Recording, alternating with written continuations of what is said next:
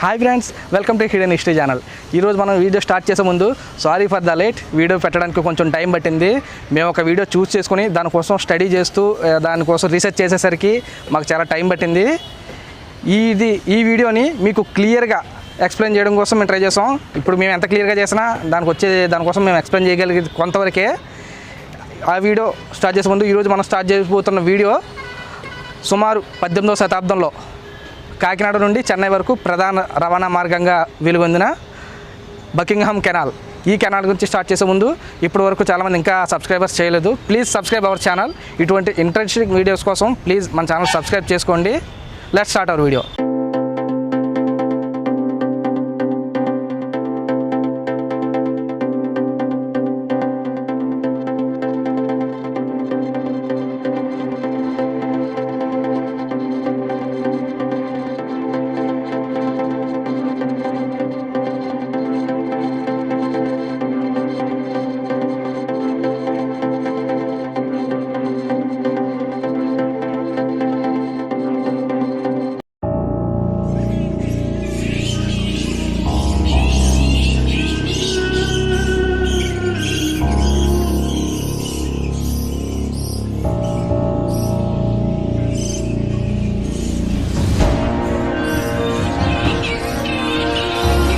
ఈ Buckingham canal వచ్చేసి British పాలన కన్నా ముందు పోర్చుగీస్ పాలన చేసే సమయంలో కాకినాడ ప్రధాన కేంద్రంగా చేసుకొని ఇక్కడ నుండి చెన్నై విల్లుపురం వరకు సుమారు 1085 కిలోమీటర్ల వరకు ఈ జల రవాణా ద్వారా సరుకులు కావచ్చు, ట్రాన్స్పోర్టేషన్ అంతా ఇలా జరిగేది. అంటే అప్పట్లో ఈ ట్రైన్ రూటు, రోడ్ రూటు లేని టైంలో ఈ జల రవాణాన్ని మెయిన్ ట్రాన్స్పోర్ట్గా చేసుకొని కాకినాడ కోరంగి మడాడులు ఉన్నాయి, అక్కడ నుండి అది ఇప్పుడు టూరిజం స్పాట్గా ఉంది.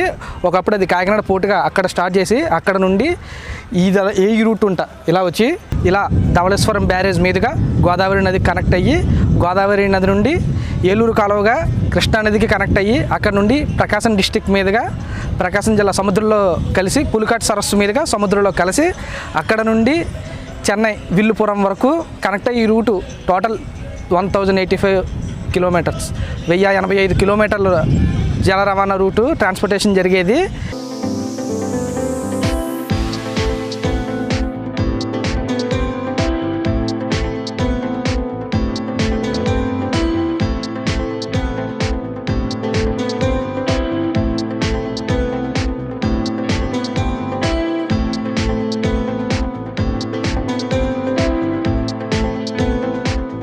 గోదావరి జిల్లాలో కాకినాడ పరిసర ప్రాంతాలకి బకింగ్హమ్ కెనాల్ ప్రయాణం చాలా చారిత్రాత్మకమైనది.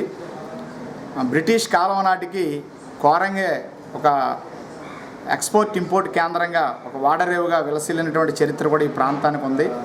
కాలక్రమంలో ఈ బకింగ్హమ్ కెనాల్ అనేది మూసుకుపోయింది.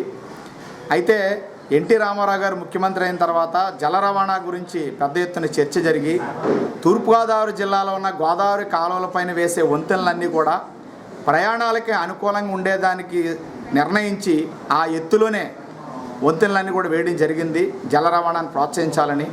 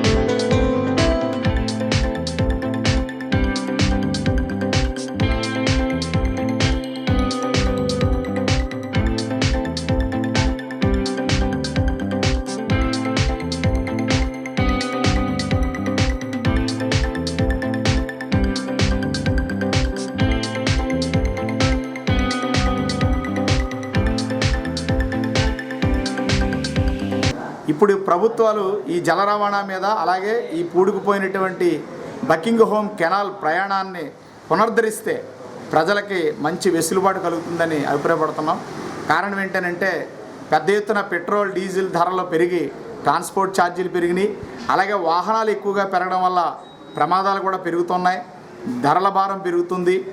అయితే ఈ బకింగ్హామ్ కెనాల్ ప్రయాణాల వల్ల ప్రమాదాలు ఎక్కడైనా జరుగుతాయి. నీటి రవాణా అయినా, జల రవాణా అయినా, వాయు రవాణాలో కూడా ప్రమాదాలు జరిగిన పరిస్థితి ఉంది. దానికి సంబంధించిన జాగ్రత్తలు తీసుకోగలిగితే రేపు రాబోయే రోజుల్లో కాలుష్యాన్ని అరికట్టే పని చేయవచ్చు. అలాగే ప్రజలకు కూడా చౌకగా రవాణా చేసే పరిస్థితి ఉంటుంది.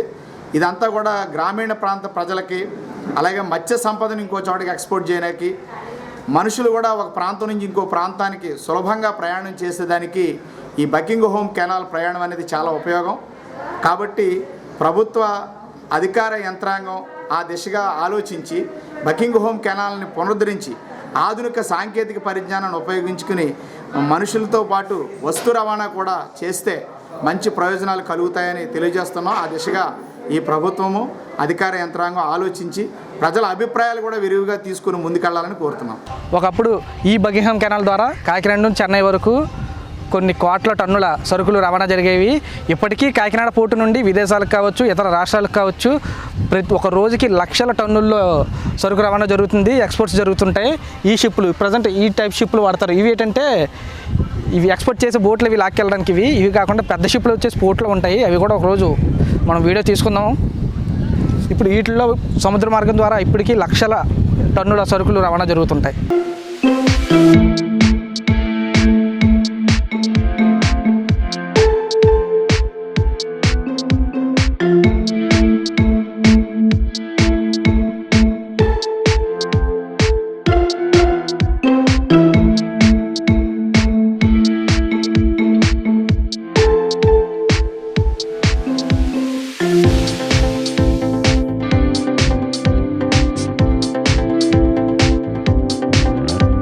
ఓకే ఫ్రెండ్స్, చూసారు కదా ఒకప్పుడు ఎంతో ప్రాముఖ్యత కలిగిన బకింగ్హామ్ కెనాల్ యొక్క చరిత్రని మళ్ళీ రీకన్స్ట్రక్షన్ అయ్యి ప్రజలకు వీలైనంత త్వరలో అందుబాటులోకి వచ్చే విధంగా అవ్వాలని కోరుకుందాం. ఇప్పటివరకు మన ఛానల్ సబ్స్క్రైబ్ చేసుకున్న వాళ్ళు ఎవరైనా ఉంటే ప్లీజ్ సబ్స్క్రైబ్ చేసుకోండి. ఆల్రెడీ సబ్స్క్రైబ్ చేసుకున్న వాళ్ళు షేర్ చేయండి. వీడియోని మీకు నచ్చితే లైక్ చేయండి, నచ్చకపోతే డిస్లైక్ చేయండి. వీడియో ఎలా ఉందో కింద నాకు కమెంట్ చేయండి. Thank you friends.